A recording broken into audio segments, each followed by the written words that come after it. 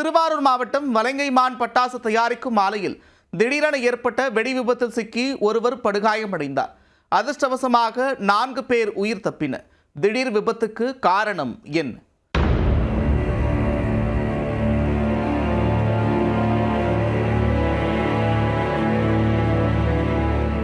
திருவாரூர் மாவட்டம் வலங்கைமான் பகுதி சின்ன சிவகாசி என அழைக்கப்படும் அளவுக்கு அதிகளவில் பட்டாசு உற்பத்தி நிலையங்கள் செயல்படுகின்ற ஊராகும். இங்கு அருணகிரிநாதன் என்பவருக்கு சொந்தமான பட்டாசு தயாரிக்கும் ஆலை ஒன்று செயல்பட்டு வருகிறது. வியாழக்கிழமை இந்த ஆலையில் 5 பேர் வேலை பார்த்து கொண்டிருந்தனர். குறிப்பாக பட்டாசுகளை தயாரித்து வெயிலில் காய வைத்துக் கொண்டிருந்தனர்.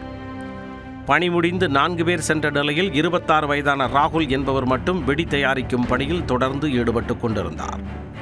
அப்பொழுது அதிக அளவு வெயில் சுட்டெரித்ததில் பட்டாசுகள் திடீரென வெடிக்கத் தொடங்கின.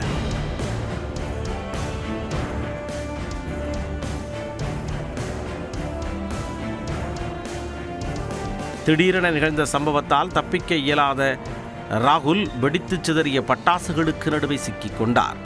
சில நொடிகளில் நிகழ்ந்த இந்த சம்பவத்தில் ராகுல் படுகாயமடைந்தார்.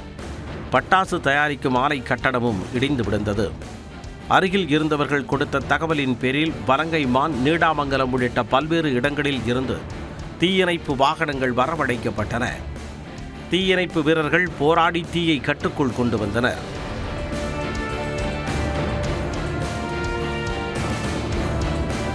தகவல் அறிந்து வந்த போலீசார் காயமடைந்த ராகுலை மீட்டு தஞ்சாவூர் அரசு மருத்துவக் கல்லூரி மருத்துவமனைக்கு சிகிச்சைக்காக அனுப்பி வைத்தனர்.